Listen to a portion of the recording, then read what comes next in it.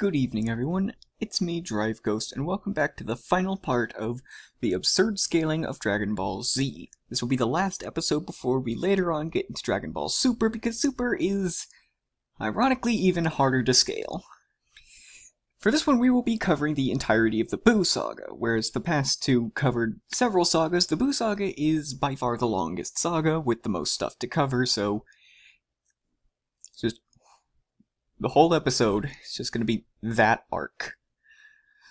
Scaling gets pretty crazy and complicated in the Buu Saga. Many consider it to be the worst saga, though it's still, it's still good. People like it. It's just, compared to the other sagas, people think it's the worst. But that's not what I'm here to talk about. I'm here to discuss the scaling, so let's get right into it. And there's no better than with Dabura, the Demon King. Now, due to not training seriously over the time skip, it is hinted that he did train during the time skip. He just wasn't very, serious about it because he was focused on, his academics and stuff like that. Gohan isn't much stronger. Also keep in mind, his first Super Saiyan 2 transformation was a mix of Super Saiyan 2 and a Rage boost. So, obviously, he wouldn't be, one-to-one as strong anyway. But Dabura, as the first decently strong villain of the arc, still manages to up the scaling. Goku states that Dabura is about as strong as Cell, if not stronger, when he reveals that he can use magic.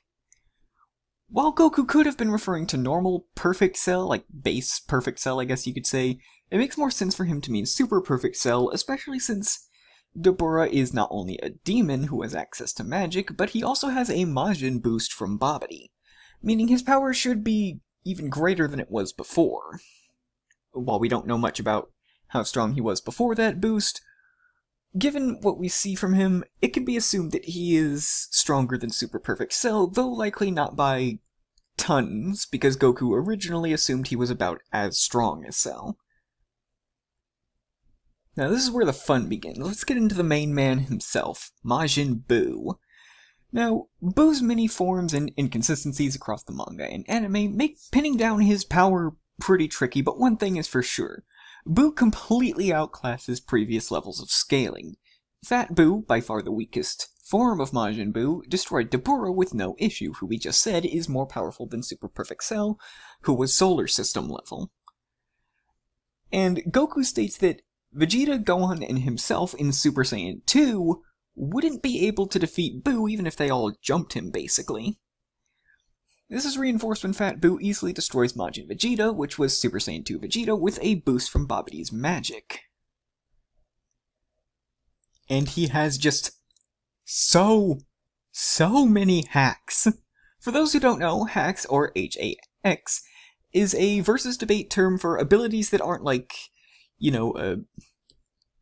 combat speed, travel speed, durability, endurance, destructive potency, and stuff like that. So unique abilities that aren't that typical stuff, but are still viable in combat. Think things like Time Stop, for example. So, just to list some of his hacks, he can shapeshift. Many times he's been shown altering the shape of his body. He's even made, clones of himself while regenerating, and things like that. Speaking of which, he can regenerate. There have been times when Buu has been blasted apart and just popped right back into place like a wad of bubblegum. Also, he's nigh invulnerable to any physical attacks from those who aren't significantly stronger than he currently is. Thanks to his magic, he can also use a technique called Transfiguration Beam to transform people and objects into various sweets, food, and other inanimate objects. He can heal other beings, so that's not important in a versus debate. And he can also copy techniques. Fat Buu copied the Kamehameha after seeing it once, and Kid Buu later copied Instant Transmission after seeing it once. Meaning that theoretically, Buu could just frickin' copy any ki-based technique that he sees. Or energy-based technique, if you want to be because I don't know if Instant Transmission specifically uses ki, or if it just uses... I haven't looked into Instant Transmission deep enough is the crux of this. Aw yeah, Super Saiyan 3. No more fucking around. Here's where it gets serious. Super Saiyan 3 was the final canon form of Super Saiyan before Dragon Ball Super. Super Saiyan 3 is 4 times the power of Super Saiyan 2, which, if you remember, was a 100 times boost, making Super Saiyan 3 400 times. Goku with this form is able to fight one-on-one against Fat Buu. with him later stating he could have defeated Buu at the time, but wanted Goten and Trunks to try their hand at saving the world. It's later revealed that Super Saiyan 3 places a massive strain on the user's body, which Goku previously hadn't noticed because he was dead, and his body was significantly hardier. This strain is similar to the unmastered form of Super Saiyan, considering Goku could use it for a while, but eventually it takes a toll on him. But unlike Super Saiyan 3 was never mastered until much later in Super, where just adapting to much higher levels of energy made the strain of Super Saiyan 3 kinda moot at that point. Like, it was pretty much just like a tickle at best. And as we progress through the forms of Majin Buu, it just gets even trickier because nothing is simple with this wad of bubblegum. After splitting into Good Buu and Evil Buu, with the latter absorbing the former, they become Super Buu, who was stated by Piccolo to be more powerful than Fat Buu was, which is also demonstrated by Super Buu fighting against Super Saiyan 3 Gotenks and displaying some other. Important to first touch on the time that Gohan got his potential unleashed. Again, for like the second or third time. Gohan unlocks a form that's gone through several names, such as Mystic, Potential Unleashed, and the current canon name, Ultimate. This form is more powerful than Super Saiyan 3, while not having any noticeable heavy strain. In this form, Gohan was easily low-diffing Super Buu and was able to somewhat hold his own against Super Buu after he absorbed Super Saiyan 3 Gotenks and Piccolo. While he was getting overwhelmed, he was still keeping up, like, just barely enough to not get, like, completely curb-stomped. It was clear that he was losing, but he was putting up a fight, pretty much. So if any of you have any experience debating with Super Buu or Buuhan, you guys will know how much of a headache what I'm about to talk about is. Let's talk about the Vice Shout. The Vice Shout, otherwise known as the Dimension Cannon, is a powerful scream used by Super Buu and later Super Saiyan 3 Gotenks to escape the hyperbolic time chamber, which is a separate dimension.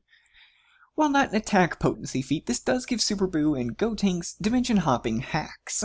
Later in the anime, gotta specify that, anime, Buuhan, Super Buu, after absorbing Goten, Trunks, Piccolo, and Ultimate Gohan, used the Vice Shout to rip large holes into the dimension while fighting Super Vegito, with it being stated a few times that it was going to cause the universe to be essentially crushed by multiple dimensions, like cascading in and like crushing it, pretty much.